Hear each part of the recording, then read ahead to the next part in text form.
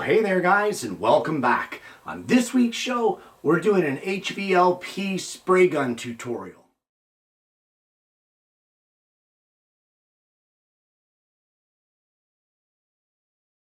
A lot of you have been asking for an HVLP tutorial, and I thought that today would be the good day to do it. Now guys, this is my method that I use. So this is not a definitive tutorial. This is not all inclusive. This is a general method, and it's the method that I use for my smaller projects, and I have gotten great results. So let's head over to the bench and we'll get started. Well, with a lot of projects, when adding a finish, a big part of it is preparation. And the first step of preparation here was the sanding. Now guys, I sanded this up to a grit of 220. And then from there, we want to remove all of the sawdust. Now in this case, I'm using a tack cloth, but there are some finishes that do not recommend tack cloths. So you really want to check the particular finish that you're using to make sure that it is tack cloth friendly. Just give the whole project a good wipe down. Make sure that all of your sawdust is removed from the project, because any sawdust in there can affect the finish.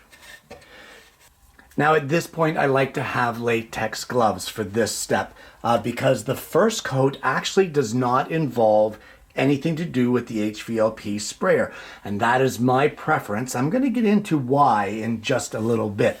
But what we need to do, I've got here some painting triangles. You don't need these commercially available ones. You can use anything to raise your project up off the surface of your bench, because we're going to coat the back and we need good airflow in there to be able to help it to dry. So I've got a little coffee cup here, and believe it or not, before I start anything, the first thing I'm going to do is I'm going to give the project a coat of Danish oil. This is a great first coating. I'm just using a foam brush. You don't need anything special. I've even used like acid brushes for this. So you want to apply a very generous, liberal coating. But one of the reasons that I like Danish oil for the first coat is because it helps me to, number one, bring out all the natural colors of the wood. As well, it's going to help me to see if I have an area that I did not sand very well and the finish is not soaking into the wood. It's going to really highlight that and allow me to fix that before I get into spraying. Because once you get into spraying, you're going to have a problem fixing that, because then you're getting into a lot of sanding. All right, so there is our project fully coated. So what you want to do at this point, if you're following along with my method, is I want to let this sit. Let it sit for about 10 minutes, and then you'll need at that point a lint-free cloth. You need to go around now to this entire project and essentially wipe off everything that has not soaked in. If it hasn't soaked in 10 minutes, it isn't going to. I can promise you that. So go around, wipe off all the excess. If you do not wipe off the excess, what you end up getting afterwards is a very blotchy finish where it dries at different rates. It looks horrible. So we're going to go around, wipe off all the excess, and at that point it will be just a matte coating on this. There won't be any sheen or anything like that. It's just going to be a matte coating. And for now, we're at a kind of a standstill here because there's not much that we can do with this at this point in time. But guys, look at the deep brown tones of the walnut and that nice warm tone of the cherry. That Danish oil really helps to bring that out and just gives it a beautiful appearance. But you gotta make sure that you wipe up any excess on it. Otherwise, it's gonna make it blotchy and it's gonna look horrible. Now, here's the hard part. We have to leave this to completely dry. And by completely dry, for me, and I stress again that this is my method and it may be overkill, I give it a week. So I am not going to touch this now until next weekend when I come back out into the shed. And when I do that, we can carry on and get into the HVLP part of this tutorial.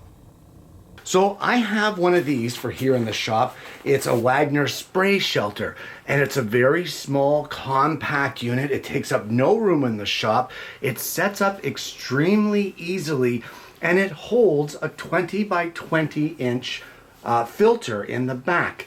And you can place a 2x2 fan with the airflow blowing away from your shelter, and that will act as a filter to suck a good percentage of the overspray out of your enclosure and capture it in the filter to prevent it from getting around your shop.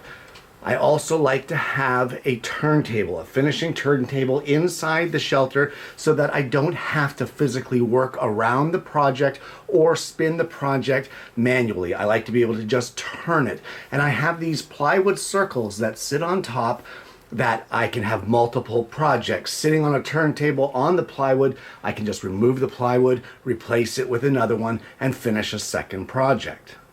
So with our spray booth set up, let's talk about the equipment. This here is an HVLP spray gun. Now what HVLP stands for is high volume, low pressure. And normally I run mine at about 15 to 20 PSI. Now there's four main adjustments on, in general, spray guns. They're pretty much all the same as far as adjustments goes.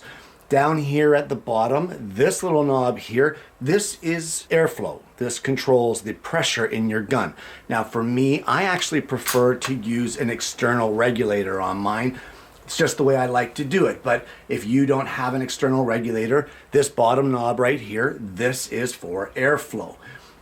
The paint flow knob is usually in line with your pin or your needle from your trigger. So what it actually does is it restricts through this brass insert in here. It restricts the amount that you can pull your trigger. So if you change the settings on this and put it in further, you're going to prevent the trigger from being pulled as far, and you will not allow your needle to retract as much, and it will reduce your paint flow coming out of your gun. The third adjustment, as I said, is the fan control or your pattern control. And by turning this clockwise or counterclockwise, you will reduce or increase the amount of spray that comes out the gun. And of course, the last adjustment is this front nozzle. Now you can see that these two pins are going horizontally across the gun. Now the way I like to think about it is if you are spraying horizontally like this, that's how those nozzles will face. They'll face in the way that you're going to spray, because when it's like this, your spray is actually vertical at this point. So you want to get that nice sweep across. If you're spraying up and down vertically, you would want to turn it this way, and that will change your spray to be horizontal, and then you can spray up and down with your gun. So those are the four main adjustments. So with that being said, now let's talk about some of the other equipment that you really should be using. And while they're not necessary, I find them really helpful to have a good pair of thick latex gloves that you can, sometimes you have to handle your piece when it's wet. It might slip off your supports or whatever, and you have to move it. So instead of getting finish all of your hands, the gloves help. So while they're not necessary, it's a great idea to have them. What is necessary, guys, is a respirator, a proper respirator, not a dust mask, none of that stuff. You want a respirator with cartridges that are rated for petroleum-based finishes.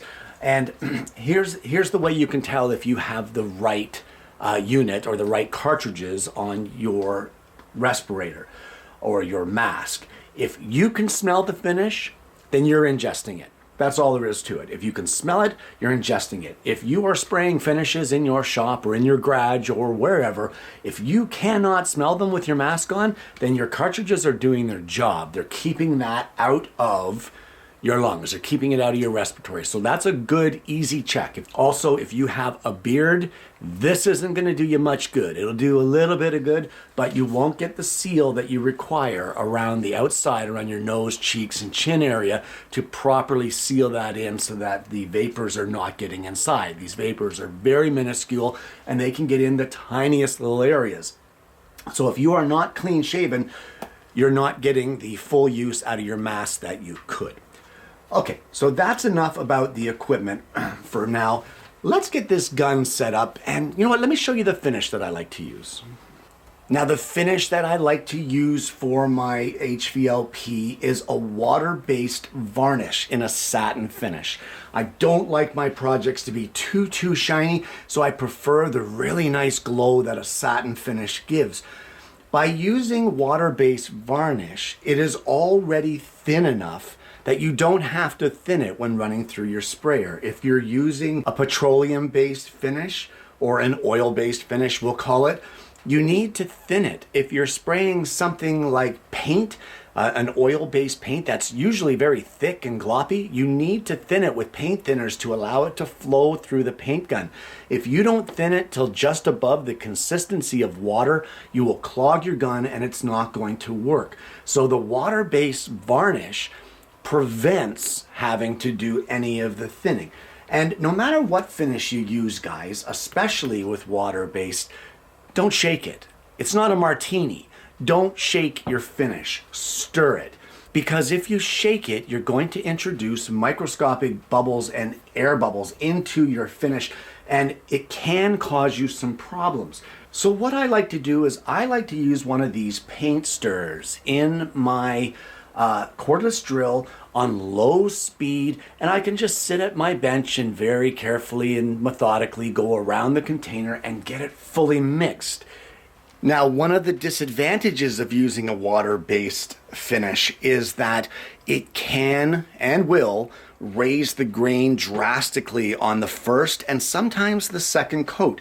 So it can increase the amount of sanding that you have to do in between coats. However, I found the workaround, and the workaround is that Danish oil that I put on our project.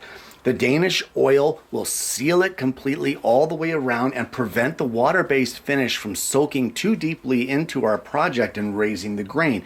And it seriously reduces the amount of sanding that we have to do. However, this is why I do the 7-day drying time, because you have an oil-based finish such as Danish oil and you have a water-based finish. If the oil is not completely dry, this stuff is just going to beat up on it and it's not going to soak in at all. So make sure you give the Danish oil plenty of time to dry. So I've tested the gun, I have adjusted my pressure, I've actually put it to 15 psi. I've adjusted my spray pattern and my paint flow for what I think will be a good flow, and it's time now to fill the gun. So I have the gun in our paint gun stand that we made here on the show.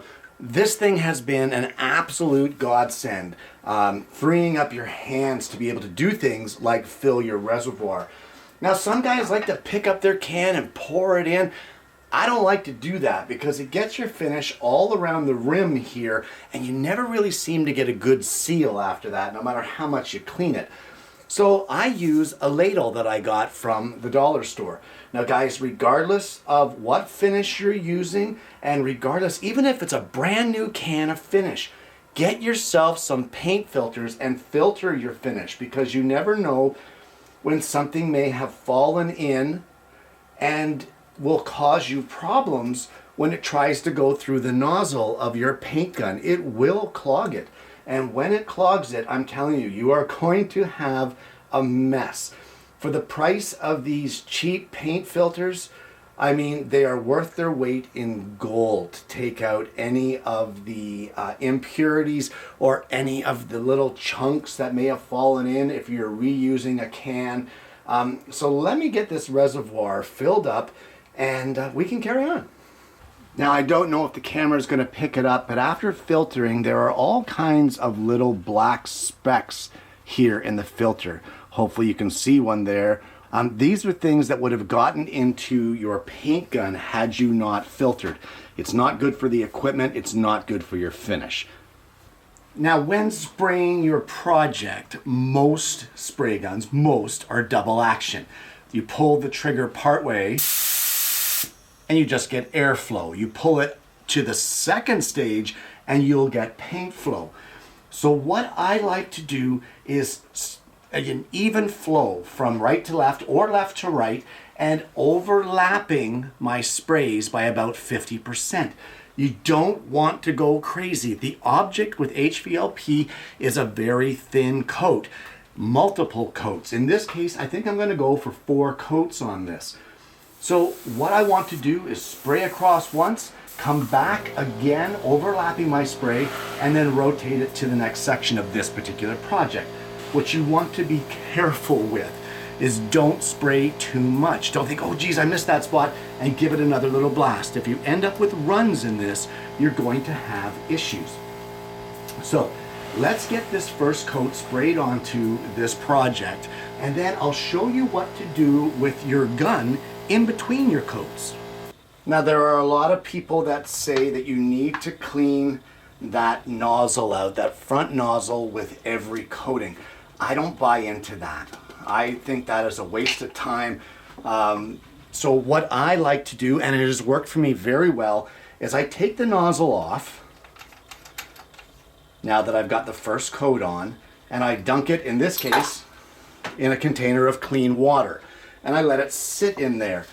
I then take a plastic bag, something that I can seal up this nozzle with, and I take a rubber band and I just place it around the nozzle to seal this up so that it won't dry up on me. But you want to seal this up so that the plastic will keep the air out of here and prevent the finish from drying. And this nozzle in the clean water, or if you're using an oil base, you can sit it in solvents. But in between coats, you can just wrap it up like this, and this becomes a closed system where no air is getting into the finish and it's not allowing it to cure. So at this point now, with that first coat done, I like to let that sit for at least 45 minutes. Well, it's been 45 minutes and our project is dry to the touch, but if you feel it, it's not a super smooth finish. And that's to be expected because there's still, even with the Danish oil, there is still some raising of the grain. So with some clean water and 400 grit sandpaper, we're just going to give this a wet sanding. Now, you don't want to do it a lot. There, that's that side done. And we'll do this side. And when you do it, you'll see like a white film almost. That is the finish that's coming off and smoothing it out. So we're going to give this a light sanding, just like I'm showing here, all around. And once we get it done with a clean cloth, we're going to wipe off all of this white residue. And then, just like I demonstrated earlier, we're going to give this whole thing a second coat of the finish. Now, before you can spray your finish, you want to take your plastic bag off of the front of your gun, take your nozzle out of the water, shake any excess water out of it, and replace it on the gun. Now, before you spray, align your nozzle the way that you want it, and just spray just air out of it to dry any of the water that's inside and clear the nozzles.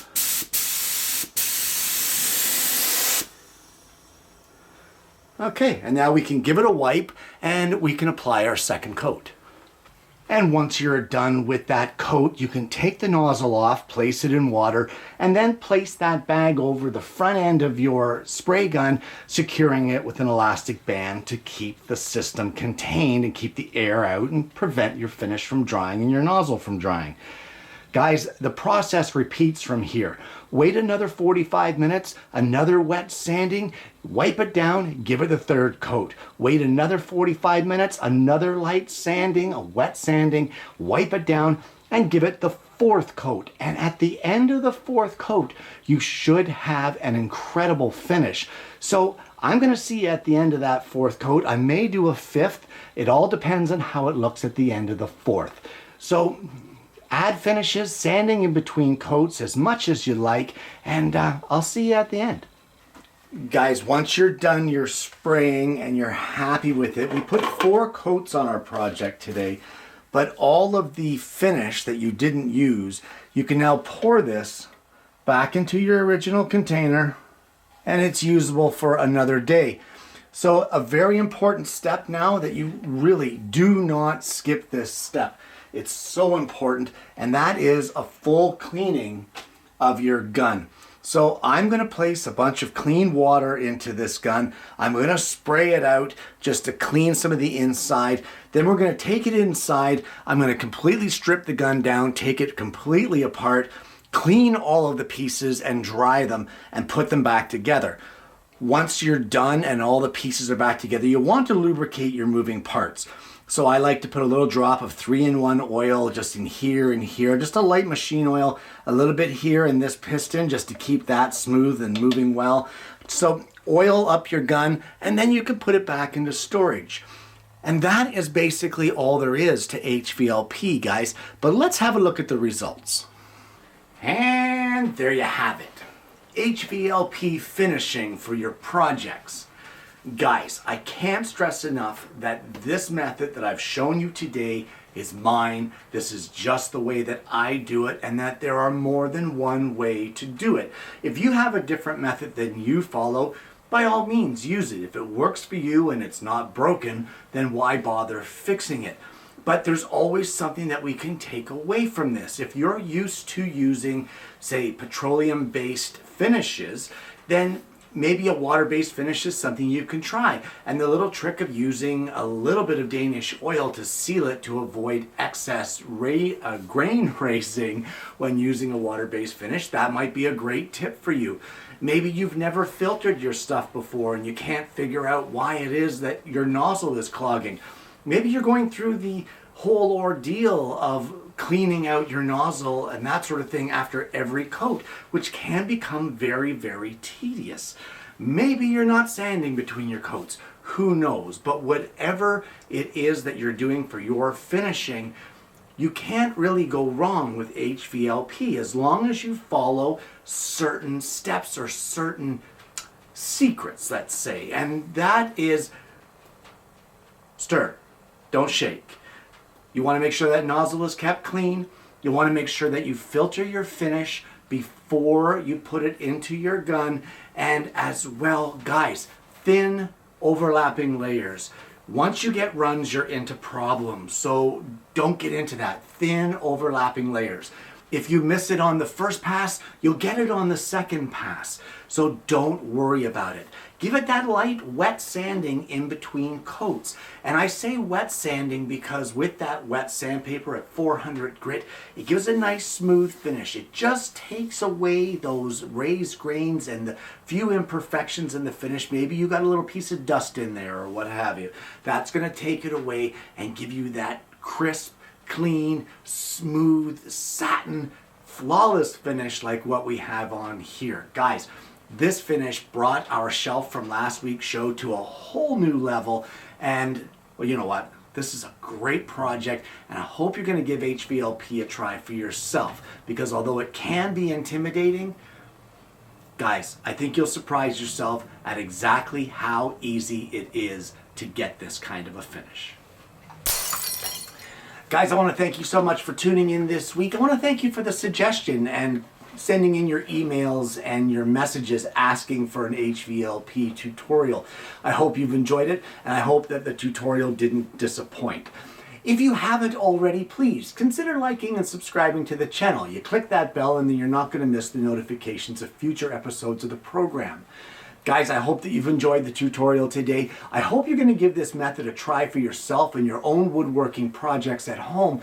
But more importantly, I honestly hope you're going to join me again next week when I bring you yet another Alternative Tuesdays.